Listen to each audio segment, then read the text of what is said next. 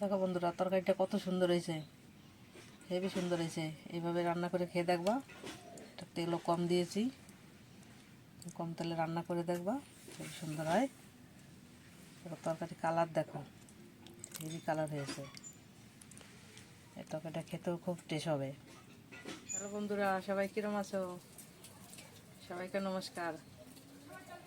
আজকে অর্চনার বাংলা কিচেনে আরেকটা রেসিপি নিয়ে এসেছি নতুন, বাটা মাছ দিয়ে ফুলকপির তরকারি। তার জন্য আমি কি কি উপকরণ নিয়েছি একবার দেখে নেন। 300 গ্রাম বাটা মাছ নিয়েছি, দুটো আলু কেটে ভেজে নিয়েছি, ফুলকপি নিয়েছি অর্ধেকটা, আদা বাটা, লঙ্কা বাটা, জিরা বাটা নিয়েছি 1 চামচ মতন, একটা টমেটো কেটে নিয়েছি। এখন আমি মাছটা নুন হলুদ মেখে নেব।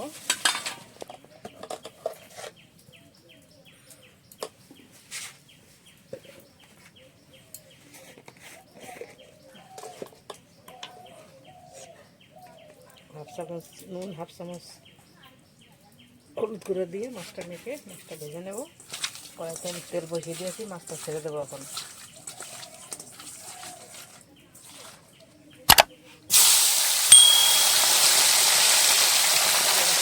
ভেজে নেব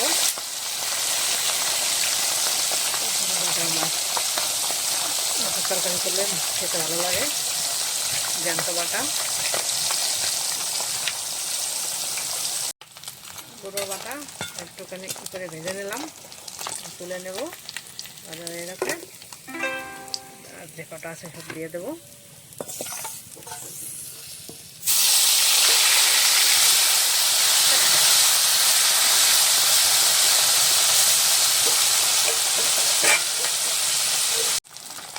মাছ ভাজা হয়ে গেছে, মাছ ভাজাটা আমি তুলে নিচ্ছি, উল্টে পাল্টে ভেজে নিলাম।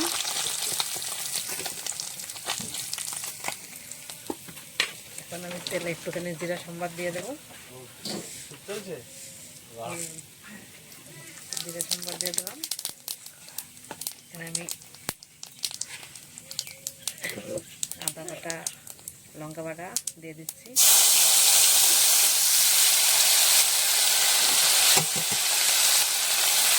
জিরা বাটা দিতেছিলাম, জিরা বাটা দিচ্ছি। তেল রসুন ব্যবহার করবো না, জ্যান্ত মাছ রান্না করবো। রান্না করে খেয়ে দেবো, খুব ভালো লাগে জ্যান্ত মাছের ঝোল। ফুলকপিটা আমি ভাজবো না, আসলে ফুলকপিটা আমি মশলায় দিয়ে কষিয়ে নেবো।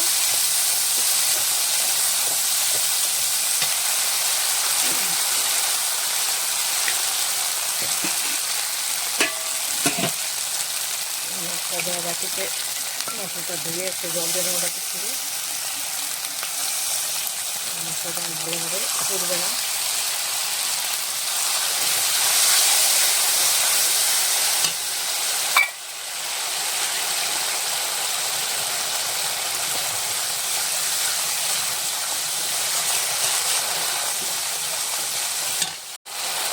টমেটো কেটে রেখেছিলাম, ওটা দিয়ে দিচ্ছি।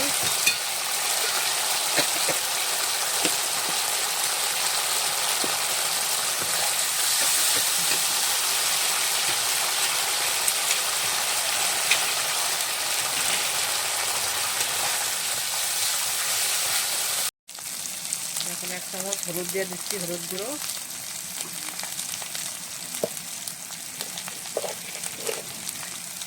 1 চামচ লঙ্কার গুঁড়ো, এই নুন দিয়ে দিচ্ছি। আমি এখানে ভাপিয়ে রাখা কপিটা দিয়ে দেবো। কপিটা আমি আগে ভাজবো না, মশলায় কষিয়ে রান্না করবো। সামান্য পরিমাণ জল দিয়ে দেবো একটু কষানোর জন্য।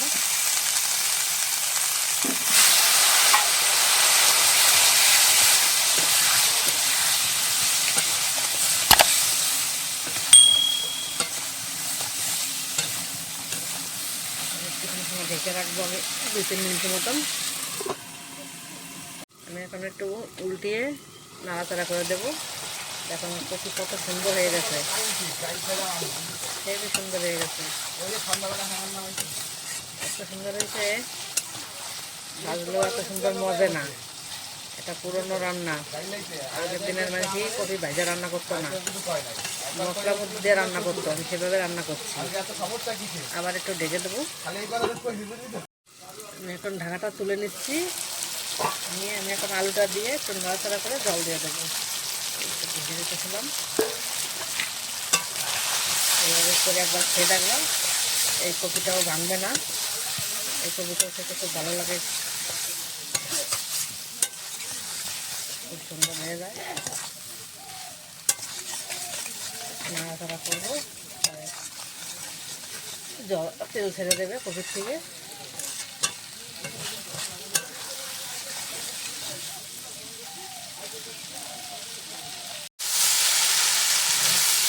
কষানো হয়ে গেছে,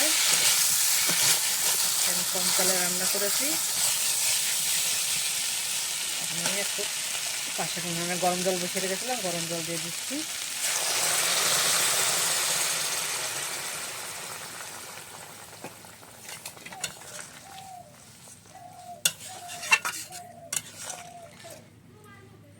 জল দেবো, একটু জাল দেবো।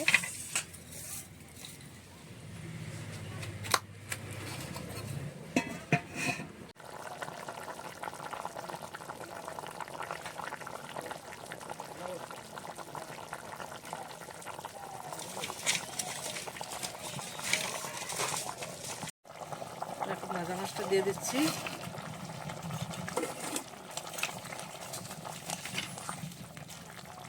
তরকারিটা খুব একটা তেল তেল হবে না, খুব একটা কালার হবে না। এখানে ফুটিয়ে ধনেপাতা দিয়ে নামিয়ে দেবো।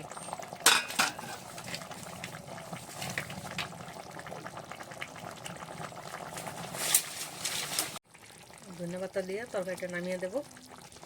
ধনেপাতা দিয়ে দিলাম, একটু নাড়াচাড়া করে নিয়ে সেন্টটা ভালো হবে।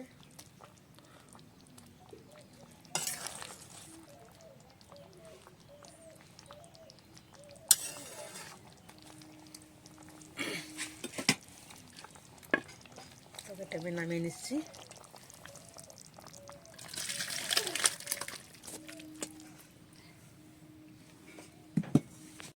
দেখো বন্ধুরা, তরকারিটা কত সুন্দর হয়েছে, হেবি সুন্দর হয়েছে। এইভাবে রান্না করে খেয়ে দেখবা।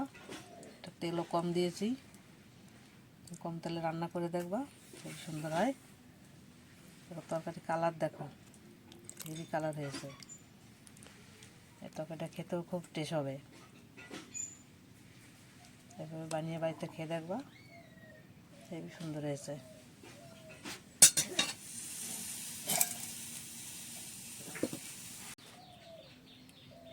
আমার এই রেসিপিটি ভালো লাগলে লাইক করবেন, শেয়ার করবেন, কমেন্ট করবেন। এরকম নতুন নতুন রেসিপি পেতে হলে আমার চ্যানেলটি সাবস্ক্রাইব করে পাশে থাকা বেল আইকনটি বাজিয়ে দেবেন। আমার এই রেসিপি দেখার জন্য সবাইকে ধন্যবাদ।